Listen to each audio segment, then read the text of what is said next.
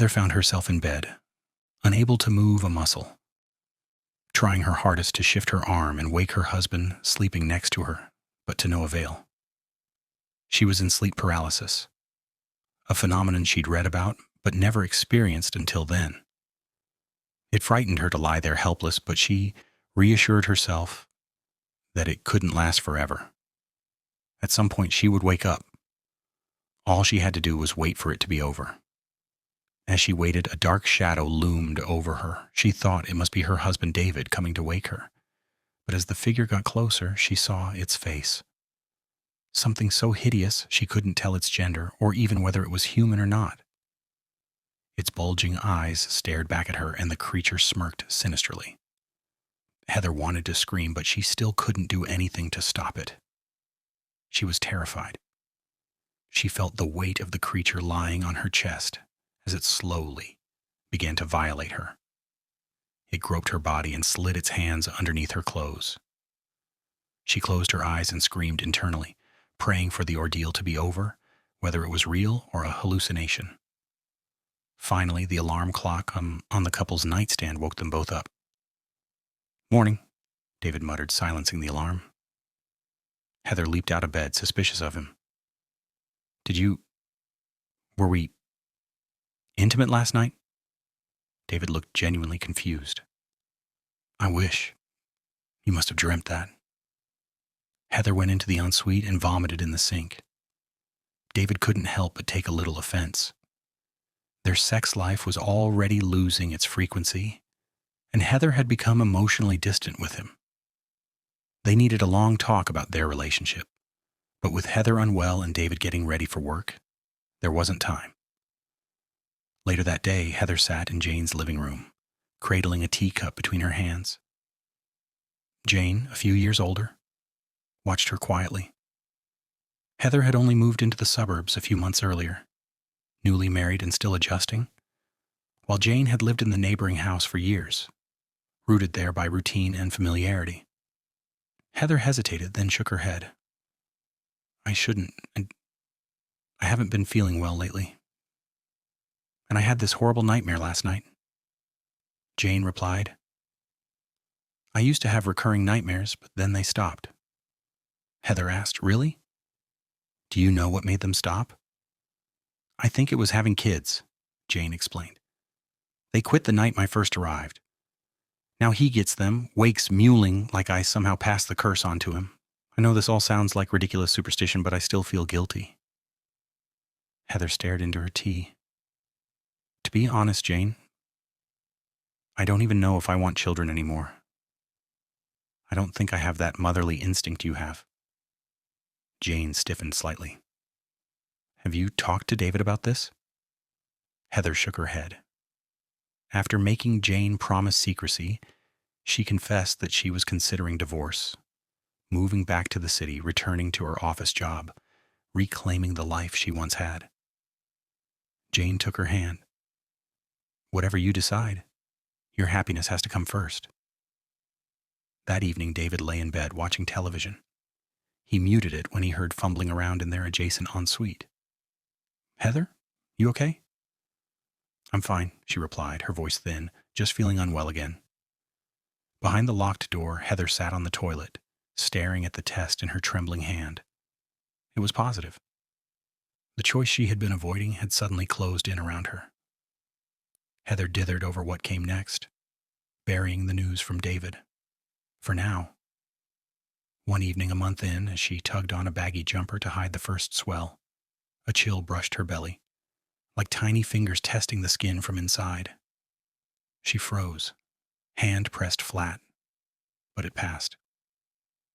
Heather moved through her days mechanically, hiding her changing body beneath oversized jumpers and loose pajamas. David noticed the distance growing between them, the silence where intimacy once lived.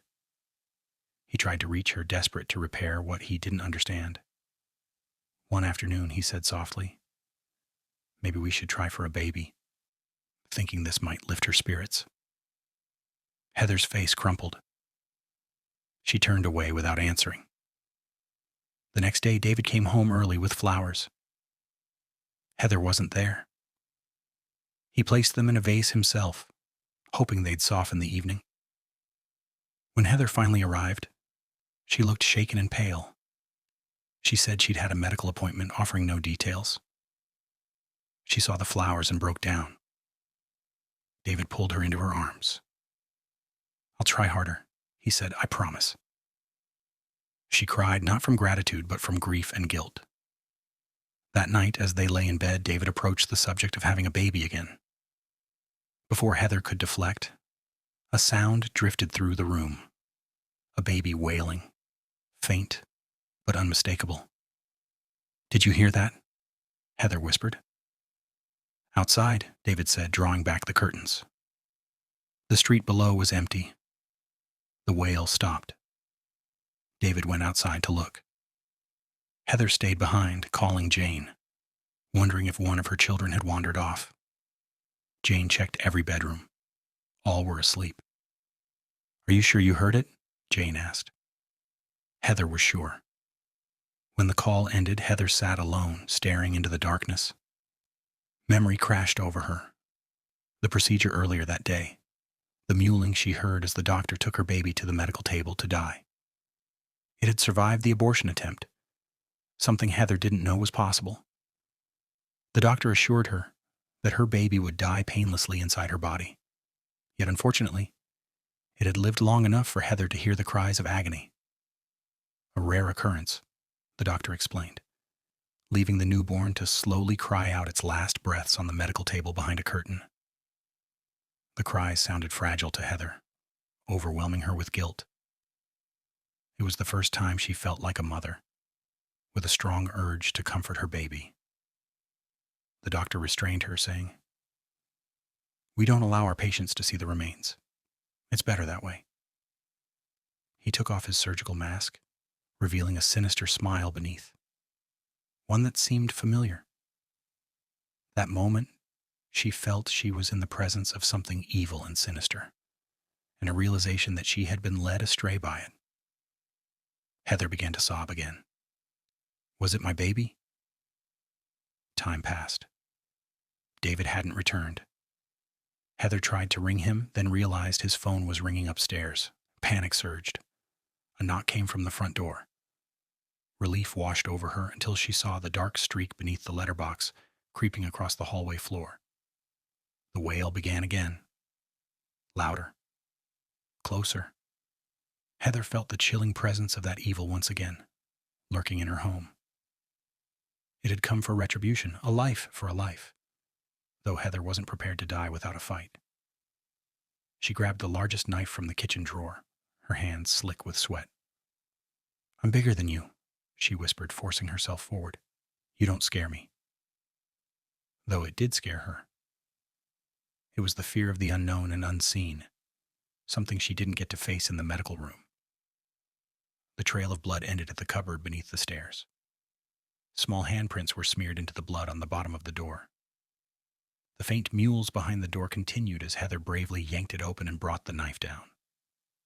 She repeatedly stabbed into the darkness, blood splattering over her face and her skimpy nightgown.